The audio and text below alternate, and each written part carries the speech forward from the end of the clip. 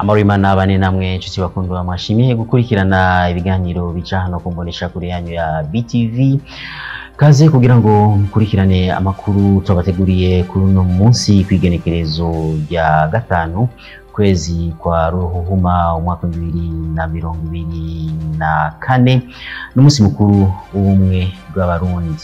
Tukaba twifurije abarundi bose kugira umunsi mukuru mwiza w'ubumwe. Amakuru yacu tuhereye ku ngingo nkuru ziyagize. Kugira ubumwe bw'abarundi bukomere mu Burundi, ngo twese hamwe dutegerezwa gukura amaboko mu mpuzu tugakora, bishikirizwa n'umukuru w'igihugu cy'u Burundi Evariste Ndayishimiye mu kiganiro yagiranye na bamwe mu bahoze barongoye Burundi. Turaza kubashikiriza idonido mu makuru yacu. Mu gihe hibonekeza abana benshi basabiriza mu gisagara ca Bujumbura, Silver Saku, muganga yanonosoye ingwara zo mu mutwe, avuga ko iyo ngeso itegerezwa gutuzwa kuko si nziza, na cyane kuko yica ubuzima bwabo bana. Navyo nyine muraza kubikurikirana muri ano makuru yacu tubateguriye. Turafise n'ayandi makuru menshi mu kanya n'idonido y'amakuru yacu. Nongeye kubaramutsa ndabani ikaze kugira ngo mukurikirane idonido ry'amakuru yacu. Nkuko tutababwiye mu ntangamarara, kugira ubumwe bw'abarundi mukomere, abarundi twese dukwiye gukura amaboko mu mpuzu tugakora. Ivyo bishikirizwa na Evariste Ndayishimiye, umukuru w'igihugu cy'u Burundi, mu gihe yariko aragirana ikiganiro na bamwe mu bigeze kurongora Burundi. Inkuru ya mugenzi wacu Roseline Munezero. Igenekerezo rya gatanu Ruhuma mwaka w'1991 niho hategwa ku mukono amasezerano y'ubumwe bw'abarundi. Inyuma y'igihe kitari gito, abarundi bari bamaze mu nzane zatuma binubana bagacanamwo. Mu kiganiro umukuru w'igihugu Evariste Ndayishimiye yaremesheje hamwe n'abahoze barongoye Burundi, arashikiriza bimwe mu vyotuma ubumwe burama mu Barundi. Kuko abasangiye ubusa bita nibisamba. Cyo gituma kugira ubumwe bw'abarundi buze twese nidukore atawurenganye wundi, hanyuma duteze imbere igihugu, dutera imbere twese. Ikintu jewe kintera ubuyega ngo n'umunsi mukuru w'ubumwe bw'abarundi abantu bose bagaca bagarika ibikorwa bose, ntawe usubira gukora ikintu na kimwe ngo n'ubumwe bw'abarundi. Turiko turakwega karambaraye. Ubumwe bw'abarundi ni ku munsi nk'ubu ngaha kibaho ari igihe twoco kwiyumvira ako kahise kabi, mugabo ntuco uvuga ngo sisubira kurima, sisubira kuja ku kazi, ubukene ni bwaza buzosubira nabwo butugira akantu. Guhimbaza rero ubumwe bw'abarundi ni ikintu twese dutegerezwa kwimva mu mutwe kugira ngo ntituze durote duhungabanya ubumwe bw'abarundi mugaso kuvuga ko duca duhagarika ibikorwa. Muga mu Burundi turakunda amakonja yemwe naraharuye nsanga nshizemwo n'imisi y'Imana ni ya gatandatu ku mwaka, duhomba amezi atatarenga. Na Silvestre ntibantunganya yahoze arongoye Burundi, arakebura indongozi mu ntumbero yo gukomeza ubumwe. Ibintu byo gusahura uburyo bwa leta, uburyo bw'igihugu birica igihugu. Je muri bakiro dogira nti tumenye guhagararira leta y'igihugu cacu, nayo tumenye yuko ariyo iheza ikaduhagararira. Niba gukomeza ubumwe rero, komeza leta yawe. Umunsi mukuru w'ubumwe bw'abarundi ku rwego rw'igihugu ukaba wahimbarijwe mu ntara ya Gitega ku mugwa mukuru wa politike. Hakaba haheze imyaka 33 ayo masezerano y'ubumwe bw'abarundi atewe ku mukono. Ingeso yo gusabiriza ituma yica ubuzima bw'abana, na cyane basanzwe basabiriza mwibarabara. Ivyo byavuzwe na Silver Saku, umuhinga yanonosoye kuvura ingwara zo mu mutwe. Mu gihe hibonekeza abana benshi basabiriza mu gisagara ca Bujumbura. Bernice Igiraneza.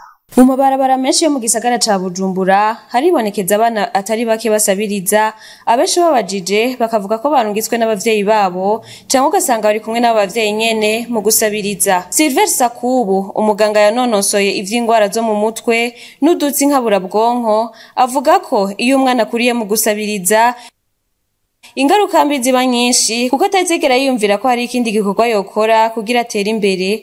Kubw'ivyo ugasanga ntaco yimariye wenyene canke ngo akimarire igihugu n'umuryango wiwe, ariho usanga bamwe muri bo babaye ibisuma, ababeshi karuhariwe canke bakagira n'izindi ngeso mbi nyinshi kuko mu vyumviro vyabo no mu mibereho yabo atarukundo bigeze berekwa canke ngo baronka akarorero keza, kuko benshi usanga barungitswe n'abari bakwiye kubakingira no kubakunda n'akarenga umuntu atanga ico afise. Uwo muganga agasaba leta ko yokurikirana abo bana ikabakura mu gusabiriza kuko bibononera mu mutwe. Bashe kuronka ababafasha mbere abasha kuririrako.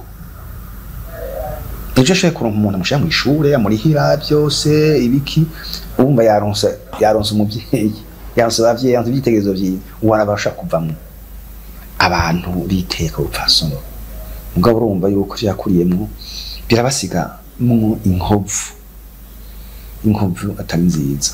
Byatira gucika ikibazo cyane muje ibigo bitegerezwa bifasha abantu bagiye babona bucyo tahise kugira bacike bazibagira amagara meza, amagara meza hanyuma ziba bice imana n'ubuzima kandi n'umari kiba Mwomenya ko abenshi muri abo bana basabiriza bataronka akajya ko kuja kw'ishure nk'abandi, kimwe mu bishobora gutuma ubuzima bwabo ataco bigezako.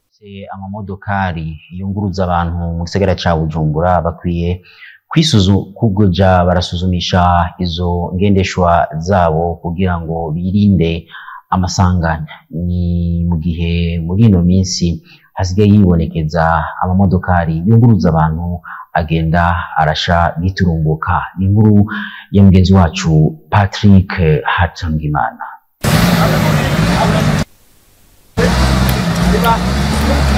Imodokari ziragira ikibazo, bene zo bakirengagiza gutanga amafaranga akwiye yo kuzikoresha, zikagendana ubugwayi, ibiheza bigatera amasanganya nk'uko bisigurwa na bamwe mu bakora umwuga wo gusanasana amamodokari, abo bita abamekanisiye bo mu gisagara ca Bujumbura. Ni nyuma yaho hari hamaze iminsi hibonekeza imodokari zunguruza abantu mu gisagara ca Bujumbura zifatwa n'umuriro wiyadukije zigasha zigatokombera. Urabona umudugu urashobora kugira sirwe, ugasanga umubosi umushoferi arabizi akabimubwira umubosi, ngabo umubosi akanga gutanga amahera yo kubikoresha.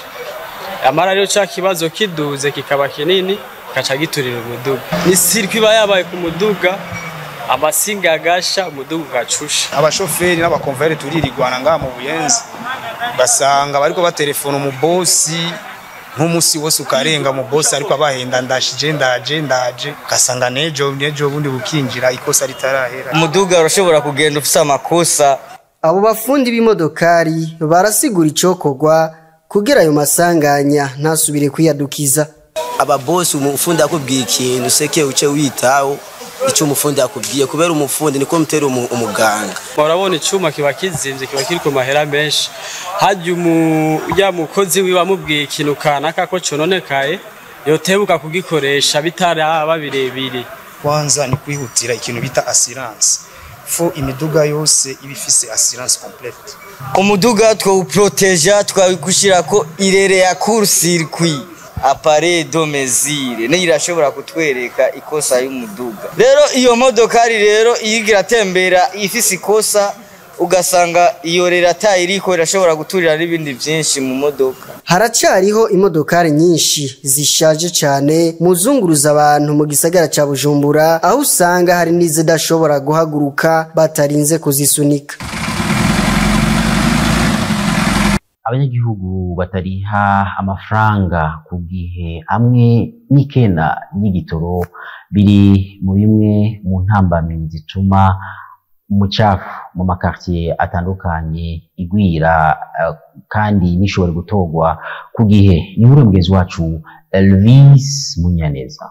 Mu gihe hibonekeza imidogo y'abanyagihugu mu makartier atandukanye mu gisagara ca Bujumbura ko badatorerwa imicafu yo mu mazu ku gihe bigatuma bitera isuku rike, aho twaciye nko muri zone ya Kinindo komine Muha mu gisagara ca Bujumbura, abasanzwe batora iyo micafu tukaba twabasanze bari ku kivi. Iyo micafu yari kiratogwa aho iba yegeranirijwe imbere y'amazu. Bamwe mu bajejwe ayo mashirahamwe bamenyesha ko bahura n'intambamyi zimwe zikabatuma badatora iyo micafu ku gihe, aho twovuga nk'ubukene bw'igitoro bishika kikaboneka bigoranye. Ciyongeye ko n'abatorerwa iyo micafu batorohereza ayo mashirahamwe ngo babarihire ku gihe amafaranga babumvikanye mu masezerano. Ahasanzwe hatabwa iyo micafu ku buterere harashaya cane biturutse ko hadateguye neza, bigatuma iyo miduga ivayo iteba ntibashobore kugira inshuro nyinshi ku munsi.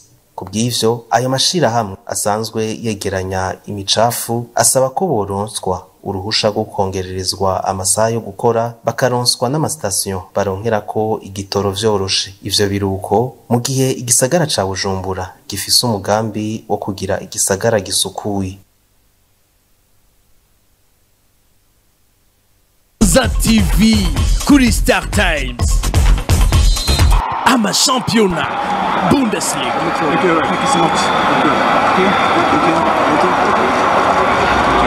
championnat Arabie Saoudite,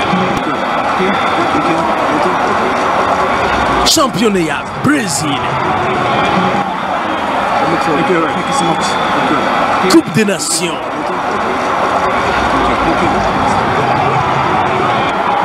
ama documentaire kuri Star Times hamwe n'amaserie ya novela.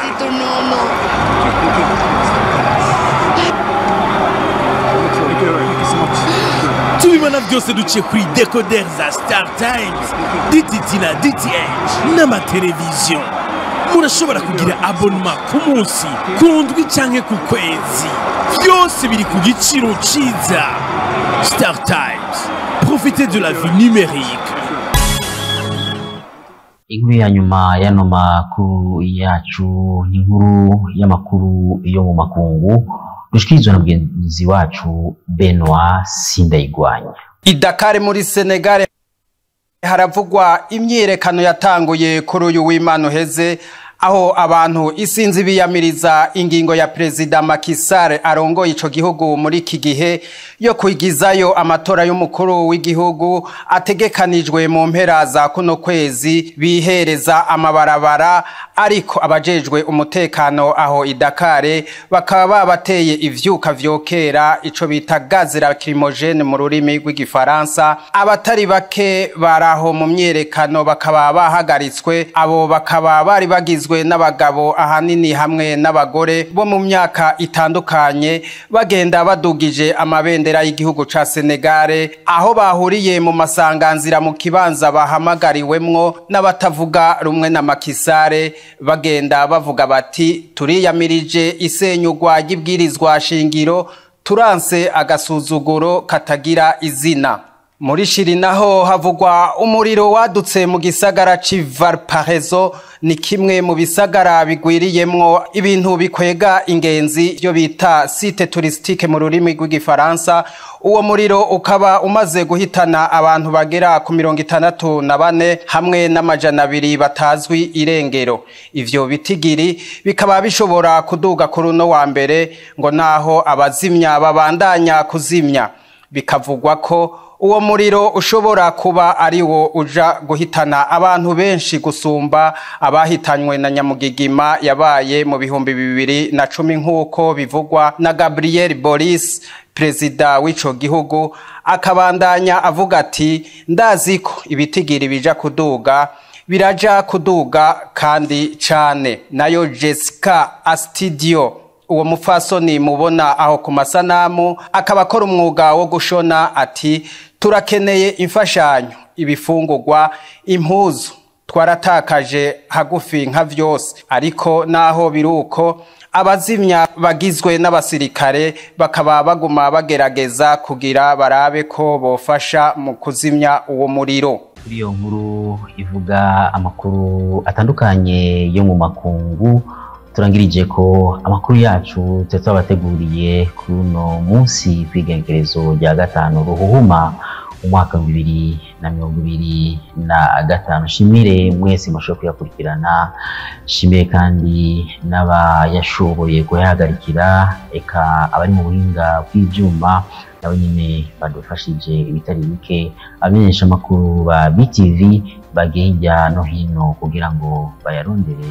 Ndabashimiye cyane, ndabibutse yuko uno munsi ari umunsi mukuru ubumwe bw'abarundi. Mushishikare mutsimbataza ubumwe, gusangira akagwa n'agatobe. Imana ibafashe naho utaha.